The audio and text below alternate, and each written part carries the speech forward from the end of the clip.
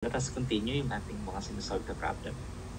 So, given naman tayo dito ng rectangular steel bar, 40 inches long, with 2 inches by 3 inches cross-section, is loaded actually at its ends. So, given the yield point of the material to be 50 KSI, calculate the actual load if the factor of safety is 3. Also calculate the equivalent compressive stress. So, note that use J.B. Johnson formula with equals 1. So, sa columns, hindi lang Euler equation ginagamit. Kadalasan, babanggitin din sa problem na merong method na gagamitin. In this case, J.B. Johnson yung ginamit. So, sir, ano ba yung J.B. Johnson's formula? So, yung J.B. Johnson's formula is basically given by this equation. That is, the critical loading is equivalent to the yield strength times yung area natin. So, quantity 1 minus yung yield strength ulit times LE, yung equivalent length over yung radius of gyration na K, quantity squared over 4 pi squared times yung modulus of elasticity. So, kanina, sa earlier problem natin, meron tayong ginamit ng Euler. And sa Euler, nakapansin nyo, may ginamit ng K, yung effective length factor. However, so sometimes, lalo sa modern references, hindi na K yung ginagamit. Hindi na yung capital K na effective length factor. Instead yung C na. So, we will show ano yung meaning ng C later on. But may kinalaman din yan dun sa ends ng column natin. So, they are both related. Kasi nga sabi ko, pinagbago lang yung ginagamit na symbol. And iba yung concept na ginamit. So, yung K tsaka yung C is related to each other.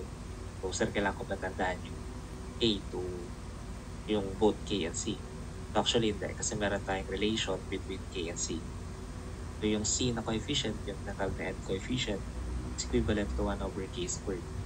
So kung pin mo na column ay 1 yung K, then yung C mo ay K.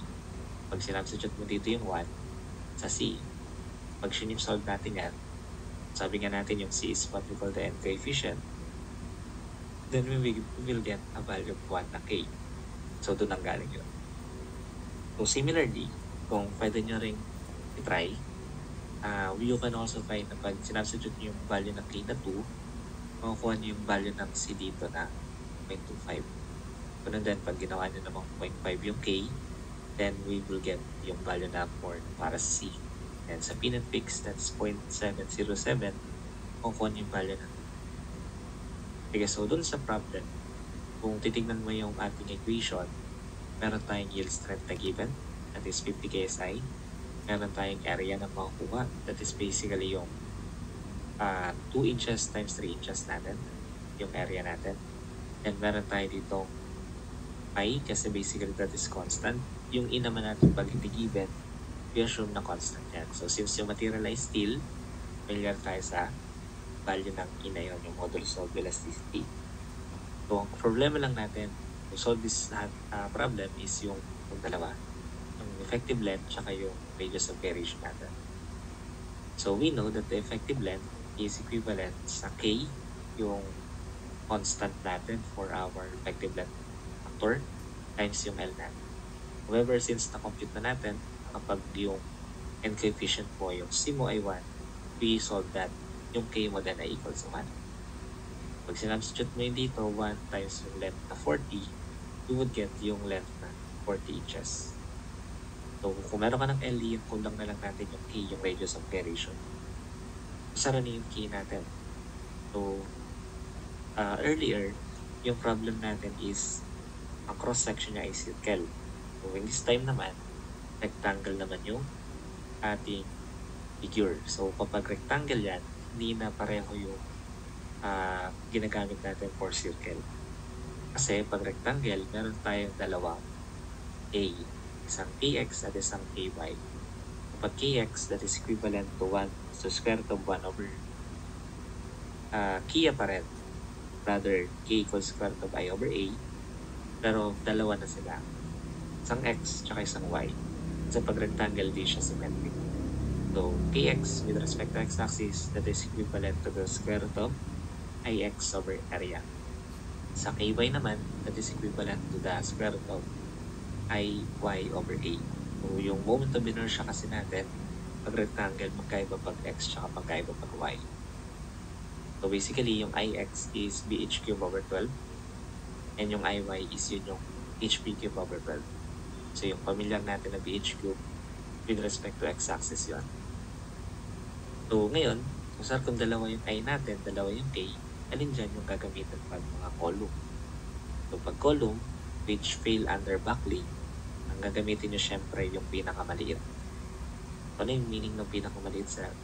Kung ano yung mas maliit sa dalawang dimension, whether yung base or yung height, kung yung pinakamaliit na nakita nyo ay given dun sa problem, pinakamaliit na dimension, yun yung i-cube natin.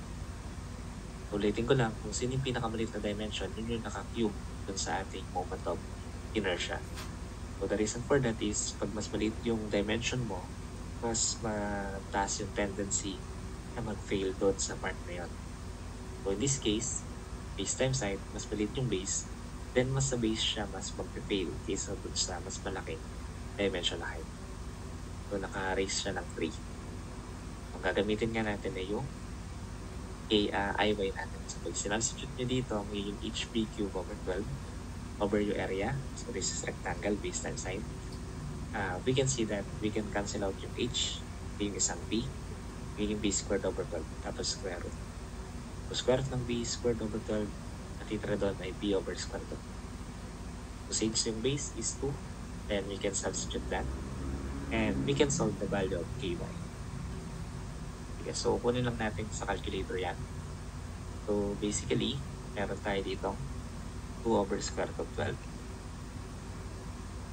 So press lang natin equals. Yan. So press FD on yung decimal mark. That is 0.577 units. Pag meron na tayong KY, kompleto na tayo lahat, pwede na natin substitute sa formula. So basically, meron tayong FC, critical loading, is equivalent to the yield strength na KSI, times yung area. So multiply nyo lang yan sa rectangle. 2 times 3. Quantity 1 minus 50 KSI times yung 40 over 0.577 quantity squared over 4 pi squared times yung E natin na 30 million PSI. So pag steel, 30 million PSI. Then yung pang-conversion natin, since this is KSI, this is PSI, hindi mo pwedeng pag-cancel yan. So to cancel those two, kailangan multiply ng 1,000 yung KSI para mag-cancel yung PSI at yung KSI. So supposedly, wala tayong unit dito sa may part ng bracket. May version. Sige, so substitute na natin yan sa calculator. So meron tayong 50 times 2 times 3 quantity 1 minus. So meron tayo dito 50 times yung 40 over 0.577. So squared mo lang yan. Then yung multiplication factor natin, conversion factor ng 1,000, divide lang natin ng 4 pi squared. So by the way, pag chinek yung units, yung KSI, that is kips per square inches, then yung ating area is square inches. So magka-cancel yung square inches natin. So what we would get basically is kips, di ba? So yung nakuha natin is equivalent nga sa 239.13 kips. So sir, wala sa choices yung lumabas. So wala ba tayong value na dapat makuha dito, di ba? So basically, hindi pa tapos yun. Kasi ang hinahanap ay safe actual load. Given tayo ng factor of safety natin. So meaning, may factor of safety, hindi pa natapos yung problem. Lalo na safe actual loading yung hinahanap. So ang safe actual loading is the critical loading of the factor of safety. Makuha natin yung 239.12 over 3. Divide lang natin by 3 yung nakuha natin as critical loading. Divide by 3. Pag prenas natin equals, makuha natin yung value ng ating safe tensile loading na 79.7 kips. Kung meron na tayong safe tensile loading, pag check sa choices, isa lang yun, then yung kukunin natin yung letter A. Pag board exam, di ba, nakuha nyo na isa, kahit dalawa pa yung tinatanong, then yun yung sagot. At least kung wala siyang kapareho. So, But anyway, this is still a review. So we will show how to get that other question, yung compressive stress natin. So basically, the compressive stress is particular force over area. So nakuha naman na natin yung force, di ba? That is yung 79.7. So divide mo lang sa area. Like dimensions natin. So this is rectangle. So 2 times 3 lang yun. I-divide lang natin siya sa product ng area natin.